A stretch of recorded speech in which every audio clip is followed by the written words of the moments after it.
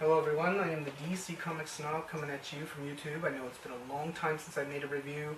It's been a crazy few weeks with school.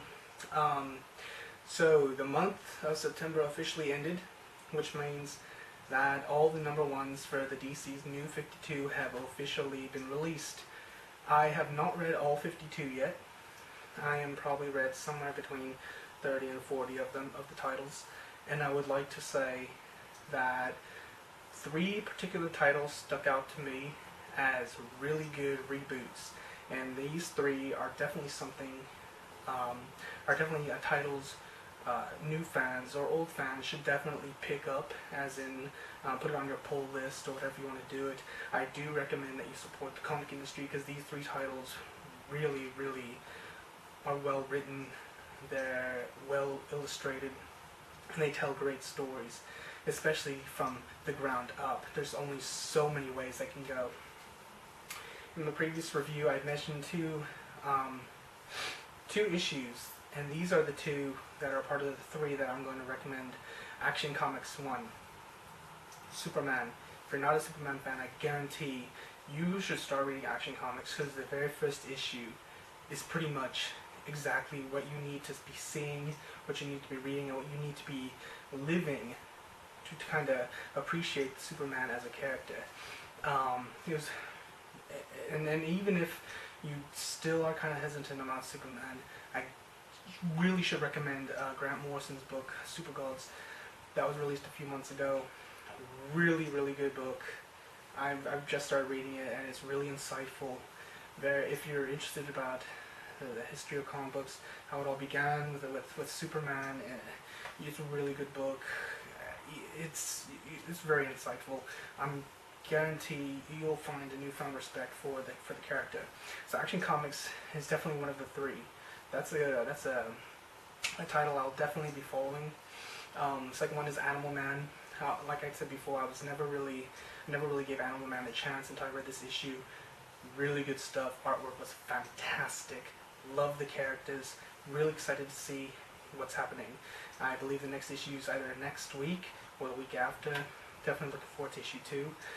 And the third one, which I've been looking forward to personally, I know a lot of people don't give it a lot of credit, but Aquaman was fantastic. Jeff Jones really nailed it here.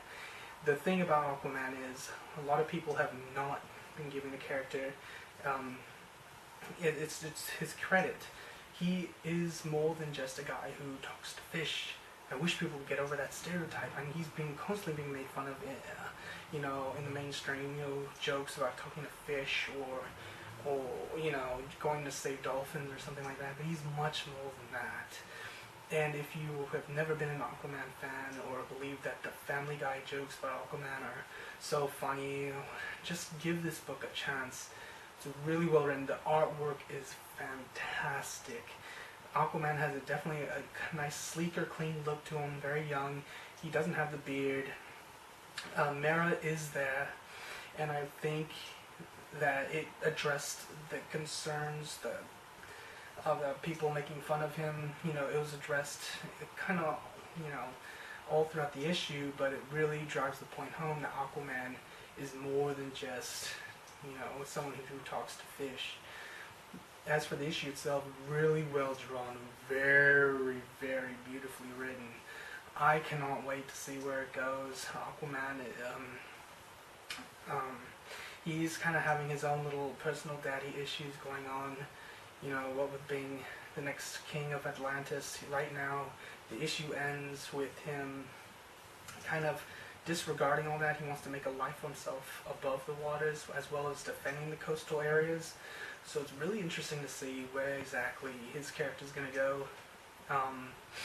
So I guarantee you, if you read Aquaman, you're going to love it. Especially if you've been kind of sort of interested in the character, but never really wanted to get on board because of the whole he talks to fish, or whatever. Which I also found pretty interesting in the comic, where he's being harassed because he went to a restaurant and ordered the fish and chips. It's really interesting. Kind of funny too. So those three titles I guarantee you should hop on board. As for the rest of the 52s, I don't know all of them offhand, but Um, Batman issue 1, very interesting. It was much better than Detective Comics. Superman issue 1 was a little hit or miss. Uh, the artwork was great. I did not particularly like the fire monster, whatever they were trying to introduce there. Um, Supergirl was really good. Um, Gosh, what else? So, a few other titles that caught my mind.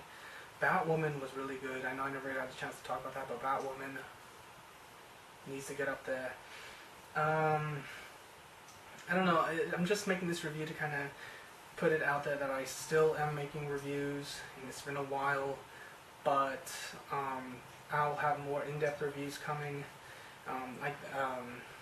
Here's a few more. Suicide Squad was okay, nothing decent, and I love the way they're illustrating Amanda Waller now. She's very, very beautiful, actually, which means she kind of lost that intimidating factor that she usually has.